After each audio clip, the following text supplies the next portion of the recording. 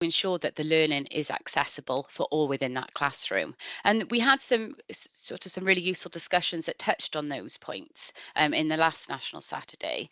This Saturday, then, we're kind of drawing out those in a little bit more detail. We're thinking about them a little bit more explicitly. And you can see I've highlighted a couple of the areas that we're going to be looking at this morning in red on the slide there. So we're going to be thinking about the barriers in relation to each of these and thinking importantly about how we might overcome these or how aspects might be modified to ensure that, there is that access for learners with ALN. So specifically then, we're looking at the classroom environment. We're looking at the content and the methods of delivery and the assessment. So again, thinking about the barriers and how we might overcome these. So these areas that we're looking at today and discussing today have been explored or were activities within Core Strand 3 on the Pebble Pad. So hopefully you had a chance to kind of look through that. So just to remind you that there was the activity that you were asked to do as part of Core Strand 3 Substrand 2, I think it was, is to read a number of different sources and consider these different areas within those sources and how you might kind of adapt your classroom, to make a more inclusive classroom based on some of that reading. So hopefully you were able to engage with that, and that might really lend itself to some more kind of in-depth discussions today. If not to worry, it's something that you can you'll still be able to get involved, and then you can kind of pick up on some of these aspects in a bit more detail, following the session today. There was also a useful video in Core Strand 3 Substrand 1, and that might really have got you thinking about what you might do within your classroom.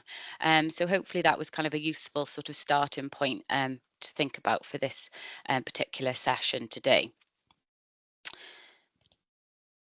So we'll get started then. Like I said, we've got quite a lot to get through this morning. So those extra few minutes might actually be really helpful, particularly if you've got lots of ideas to share. And the first thing we're going to think about then is the classroom environment. And obviously the classroom environment is really important because it's a place that your learners do spend a lot of their time.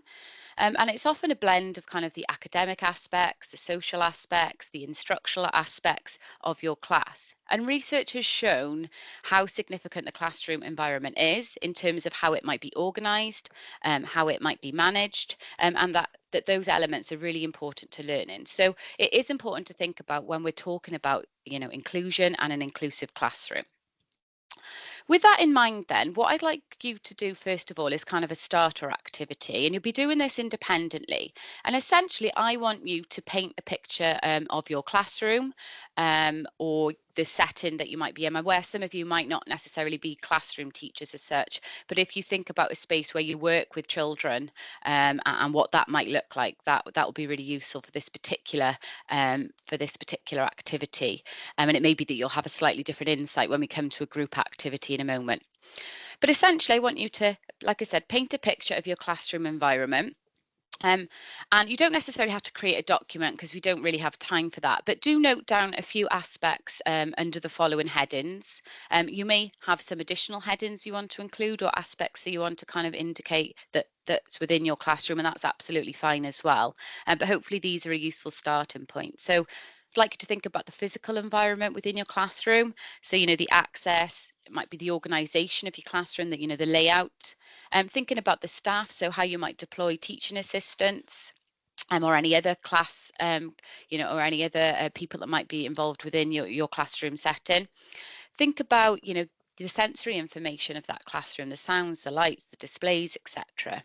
And you might also want to think about the classroom climate as well. So here, thinking about the ethos, perhaps, the attitudes, the rules, the consistency. You might want to think about parental engagement, perhaps, and how you might demonstrate that within your classroom as well. So I'd like you to think about that for, about maybe 4 minutes or so. I'm being very specific there, I know. But what I'd also like you to do within this bit here is just highlight perhaps one or two key barriers that you would like to kind of think about within a group activity within a moment. So I'm going to be quiet. I'm just looking at my phone for the time there. So it's 1 minute past according to me. So I'll give you till 6 minutes past, and then we'll move on to the next slide. So have a go at thinking about this independently. Okay.